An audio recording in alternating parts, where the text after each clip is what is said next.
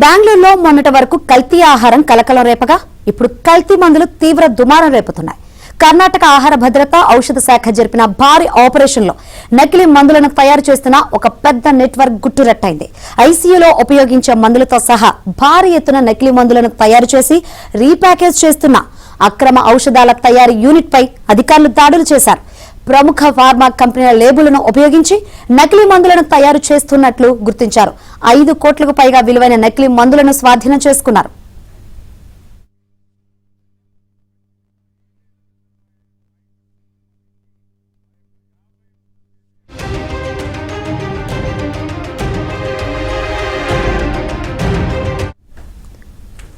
Market ధర కంటే దాదాపు 50% తక్కువ ధరకే ఈ నకిలీ మందులను ఆసుపత్రులు, రిటైల్ ఫార్మసీలకు సరఫరా చేసినట్లు విచారణలో తేలింది. ఈ మందుల్లో అత్యంత కీలకమైన ఇంటెన్సివ్ కేర్ యూనిట్, ఐసీయూలలో ఉపయోగించే మందులను కూడా ఉండడం తీవ్ర కలకలం రేపుతుంది. తీవ్రమైన అనారోగ్యంతో ఉన్న రోగుల ప్రాణాలకు ఈ మందులు ముప్పు తెచ్చేలా ఉన్నాయని అధికారులు తెలిపారు. నిందితులు మల్టీనేషనల్ బ్రాండ్ల పేర్లతో మోసం చేస్తున్నారన్నారు.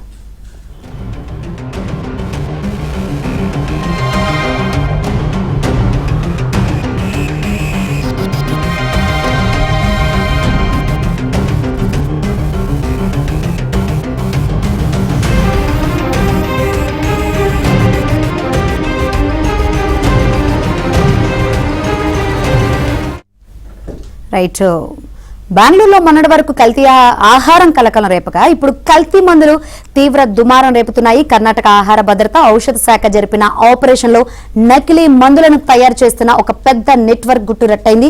మరి ఎటువంటి యాక్షన్స్ తీసుకోబోతున్నారో తెలుసుకుందాం. మరిన్ని వివరాలు మా బెంగళూరు ప్రతినిధి రుత్విక్ మరిన్ని వివరాలు అందించడానికి సిద్ధంగా ఉన్నారు. రుత్విక్,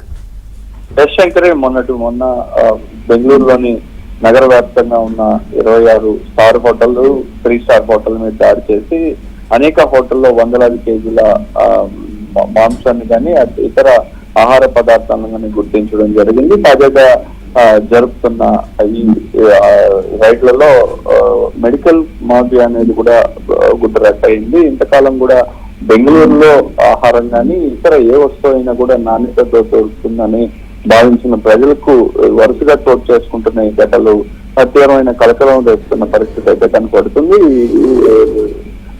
బెంగళూరులోని హాస్పిటల్స్ మీద కానీ ఔషధ తయారీ కంపెనీలకు సంబంధించిన డీలర్స్ వద్ద కానీ రైడ్స్ అనేది జరుగుతున్నాయి. వీటిలో భారీగా కూడా నకిలీ ఔషధాలు సరఫరా అవుతున్నట్టుగా కూడా గుర్తించడం జరిగింది. అనేక హాస్పిటల్స్ కానీ ఈ సరఫరా డీలర్స్ వద్ద కానీ ఈ నకిలీ ఔషధాలు గుర్తించడం జరిగింది. మొత్తంగా కూడా 5 కోట్లకు పైగా కూడా ఇప్పటి వరకు జరిగిన దాడుల్లో గుర్తించడం జరిగింది.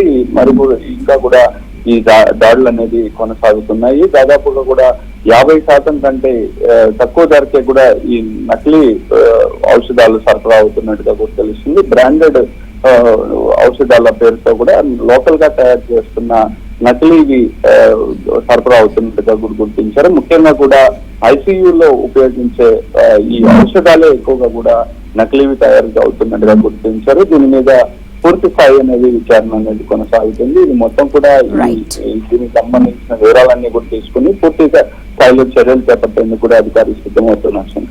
ఓకే రుత్విక్.